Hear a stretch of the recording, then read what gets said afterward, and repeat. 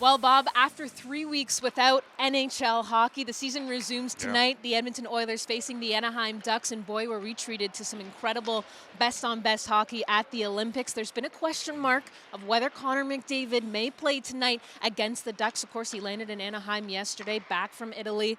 But this morning at morning skate, he's been taking line watches with Zach Hyman and Ryan Nugent-Hopkins. Yeah, he exploded, Paige. You saw him when he came on the ice, exploded on the ice. And, unfortunately, it didn't go the way Canada was hoping. I think they played great in the final game. I mean, and Connor was the best, certainly the best skater in the tournament. Nobody would debate that. I thought Leon Draisaitl also created a lot of opportunities for Germany. But, we got 24 games here. Yeah. Got to get going. Leon had his comments post-game against Calgary and basically doubled down on those comments yesterday when he was, after practice yesterday. So I think the Oilers' high-end players realize the sense of urgency. There are some teams in the Pacific like Anaheim, like San Jose, that are trying to work their way into the mix here as playoff teams. And this is a huge road trip for Edmonton starting out of the Olympic break. Well, a major development since we've been gone is the fact that Paul Coffey is now behind the bench once again for the Edmonton Oilers. He comes in, the Edmonton Oilers focusing on hoping to be able to hone in on their defensive game. And you say with 24 games left, every game is important. Well, it's, the Oilers had a real good run for a lot of December and even maybe the first week of January. Yep. But in the last 3 weeks going into the Olympic break, Edmonton was the worst defensive team in the NHL, giving up 4.5 goals against per game, and they had the worst ranked penalty killing.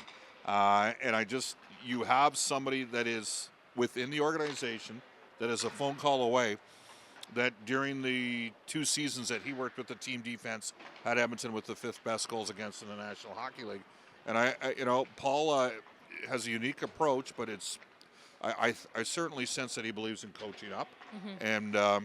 And I think that the best people recognize maybe where there might be weaknesses and also where there might be the opportunity to make an addition that can create some more energy and maybe some more belief. And I think that when I'm watching the Oilers back, and I'm going to be intrigued, look, Bouchard's been unbelievable since December the 1st. He's the highest scoring defenseman in the NHL. He's the 8th highest scoring player in the league. Matthias Ekholm's been really good. Let's not forget the last time the Oilers played the Ducks, Ekholm had a hat trick. Yeah. But,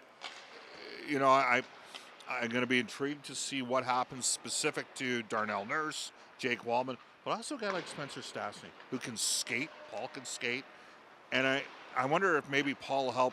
We saw with Brett Kulak, he became a different player under Paul Coffey, in my opinion. And I wonder whether or not we might see something similar here with Spencer Stastny. So it's a bit of one of those storylines we're going to be watching, is maybe how the Oilers D transitions the puck up, and do they play with a little bit greater confidence? And, of course, it's a team defense on the 4.5 goals against per game, which includes the goaltender settling down and which also includes some support from the forwards. I'm also going to tell you right now, I firmly believe that you're going to see a balancing out of the lines a little bit in terms of the time on ice.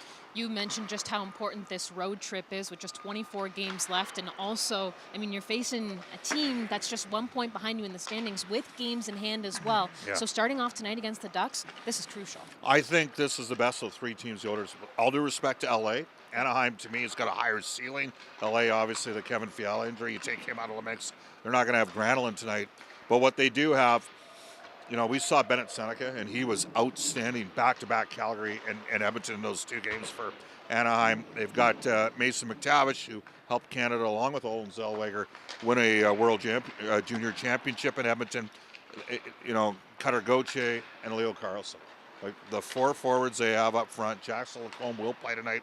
He was an extra for the Americans in the Olympics. This is a rising team in the Pacific Division. And to me, with all due respect to Macklin, Celebrini, and San Jose, these guys are deeper.